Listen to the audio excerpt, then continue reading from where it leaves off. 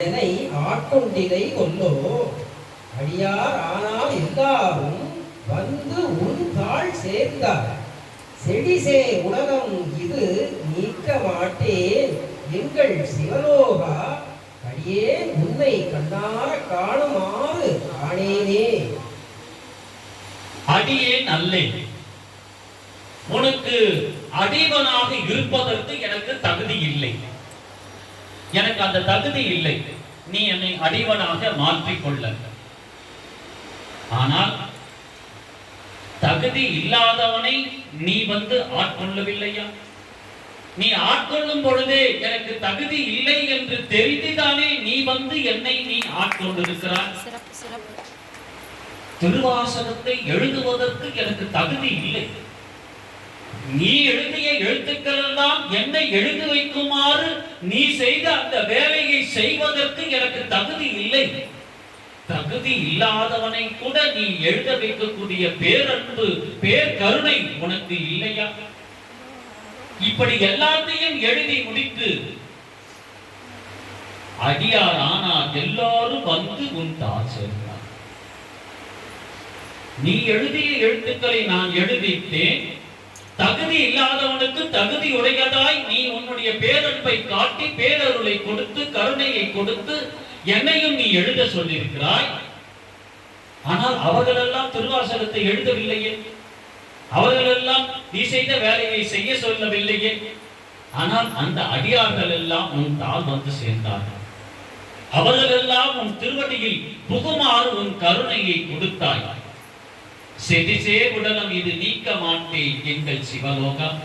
எங்கள் சிவலோகனே, நீ வந்து அடியார் திருக்கூட்டத்தை இந்த பூலோகத்துக்கு அழைத்து வந்து மீண்டும் போகும் பொழுது என்னை ஒரு பார்வை அல்லவா நீ பார்த்தாய்.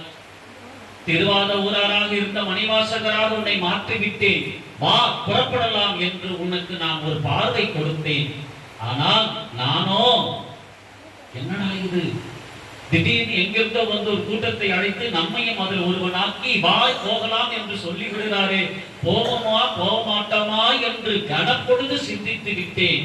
சிந்தித்ததனுடைய அடிப்படையில் என்னை நீ இங்கே விட்டு விட்டு சென்று விட்டாய். திருவாசகத்தை மட்டும் எழுதினீர்கள், சிவம் செய்த வேலையை நீங்களும் செய்தீர்கள். ஒருவேளை சிவம் நீங்கள் எழுதும் பொழுது உங்கள் முன் வந்து நின்று போகலாம், கைலாயத்திற்கு போகலாம், நான் எழுதி எழுத்துக்களை நீயும் எழுதிவிட்டாய், வா நாம் அனைவரும் போகலாம் என்று சிவபெருமான் எதே வந்து சொன்னால் போமா? போகவே மாட்டோம், நிச்சயமா போவோம். எப்படி போவோம்?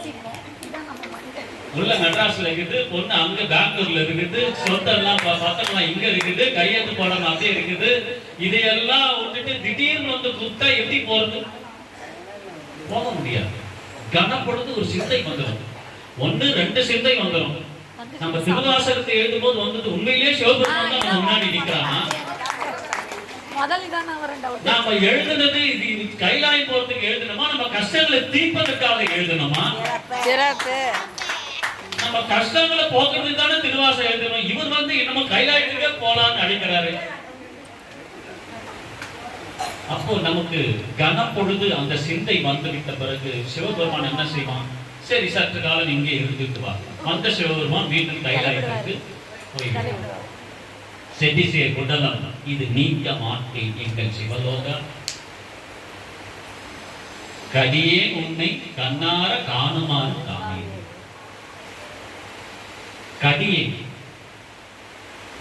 கடுமையான உடலை படைத்தவன் நான். இந்த உடல் மீது என்னுடைய பற்று இருக்கிறதே அளவு கடந்த பற்று. ஒரு சொத்தை கூட பிள்ளைக்கு எழுதி வச்சிடலாம்.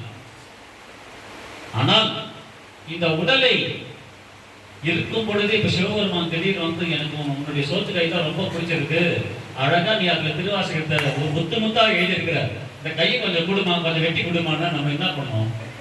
அட போயா, இருக்கிறது இந்த கை தான் வச்சுக்கிட்டு நான் வாழணும். கையை கொடுத்துட்டா என்னை யார் வச்சு சோறு போடுவான்? நான் கையெல்லாம் என்னால கொடுக்க முடியாது. சொல்லுவோமா சொல்ல மாட்டோம்? சொல்லுவோமா சொல்ல மாட்டோம்? கண்டிப்பா சொல்லுவோம். ஏன்னா விட முடியாத பற்று, மூன்று பற்று. ஒரு மனிதனாக பிறந்து விட்டு பிறப்பை பிறந்து விட்டால் விட முடியாத பற்று 3 பற்று. ஏற்கனவே ஒரு முறை இதை பார்த்திருக்கோம் பல வருஷங்களுக்கு முன்னாடி. இந்த 3 பற்று நம்மால் விடவே முடியாது. அந்த முதல் பற்றாக நிற்பது நான். நான் பெற்றது, நான் வளர்த்தது, நான் கொடுத்தது, நான் கட்டினது, நான் மட்டும் இல்லைன்னா அவன் அவ்வளவுதான். நான் நான் நான் நான் என்கின்ற இந்த நான் என்ற ஆணவ இருள் நம்மோடு கலந்து, உறுப்புகளில் கலந்து, தேகத்திலே ரத்தத்திலே கலந்தது இந்த நான் என்கின்ற ஒரு இருள். நான் என்கின்ற ஆணவ இருள். ஏன் தெரியுமா?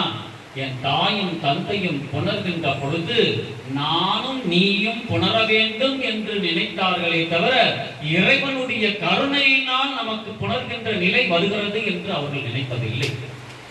நான் என்ற ஆணவத்தோடு புணர்த்த பொழுது அந்த கரு வளர்கின்ற பொழுதே நான் நான் நான் என்கின்ற உறுப்புகளோடு இந்த கருவும் வளர தொடங்கியிருக்கிறது. அதனால் விட முடியாத பற்று நான் என்கின்ற முதன்மையாக இருக்கக்கூடிய பற்று. விடவே முடியாது. அந்த நான் உயிர் கடைசி வரைக்கும் அந்த நான் என்ற ஒரு பற்றை நாம் அறுக்கவே முடியாது. நிறைய பேர் சொல்லுவாங்க, இப்ப கூட நடப்பது கலியுகம், உன் பேர்ல ஏதாவது வச்சுக்கோ, உனக்கு மட்டும் ஏதாவது 10 காசு நாளைனா உன்னை யாரும் இந்த உலகத்துல மதிக்க மாட்டாங்க.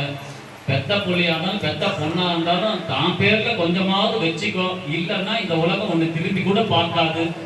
இந்த நான்ற ஒரு விஷயம் கடைசி வரைக்கும் இருந்தால்தான் இந்த உலகம் உன்னை மதிக்கும். அந்த நான் என்ற ஆணவ இருள் சுற்றி வளர்ந்து விட முடியாத பற்றாக நம்மோடு ஒட்டி பிறந்ததாக இருக்கிறது. இரண்டாவது பற்று காமம். இந்த காமம் விடவே முடியாது. எதை கொண்டு பிறந்தோமோ அதை கொண்டு அறுக்க வேண்டும் என்று சொன்னால் பேர் வல்லமை வேண்டும். அதற்குள் அதிகமாக அடியேன் செல்ல விரும்பவில்லை. இருந்தாலும் சொல்வார்கள், காமம் இரண்டாவது பற்று நம்மால் அறவே முடியாத ஒரு பற்று. நம்மளுடைய இலங்கை ஜெயராஜ் ஐயா அவருடைய சொற்பொழில ஒரு சின்ன துளி கேட்டேன். ஒரு முறை அவர் சொன்னார், என்னுடைய குருநாதரிடம் நான் சென்று கேட்டேன், குருநாதா, அவருக்கு இவரே எவ்வளவு வயது, அவருடைய குருநாதர்னா எவ்வளவு வயது பார்த்துருங்க. அந்த குருநாதர் கிட்ட இவர் சென்று கேட்டாராம், சுவாமி நீங்க எல்லா பற்றையும் அறுத்து விட்டீர்களா குருவே? ஆமா, முடிந்தவரை எல்லா பற்றும் அறுக்கப்பட்டிருக்கார். காமம் கேட்கிறாராம் இலங்கை ஜெயராஜ். கேட்டுட்டு அவருடைய சிந்தையில வந்ததான், குருகிட்ட எதை கேட்கணும் தெரியாம கேட்டுட்டனே, காமம் என்ற ஒரு வார்த்தையை குருவிடம் போய் கேட்டு விட்டேனே, காமத்தை அறுத்து விட்டீரா என்று குருவிடம் கேட்டு விட்டேனே என்று இலங்கை ஜெயராஜுக்கு சற்று பதற்றம் வந்து விட்டதா. இந்த பதற்றத்தை உணர்ந்த அந்த குரு சொன்னாரா, நீ பதற்றப்படாதே, ஒரு குருவிடம் எதை வேண்டுமானாலும் நீ கேட்டு உன்னுடைய சந்தேகத்தை போக்கிக் கொள்ளவர்தான் குருவாக அடியே நிற்கிறேன். ஒரு குருவானவர் எந்த வேண்டுமானாலும் கேட்டு அதிலிருந்து நீ விடுபட வேண்டும். உன்னுடைய சந்தேகம் என்ன? இல்ல சுவாமி, காமம் உன்னிடமிருந்து முழுமையாக போய்விட்டதா? சற்று நேரம் மௌனமா இருந்துட்டு சொன்னாரா, அது இன்னும் சிந்தையில் இருந்து அகலவில்லை, சிந்தையில மட்டும் இருந்து இன்னும் அகலவில்லை என்று சொன்னார்.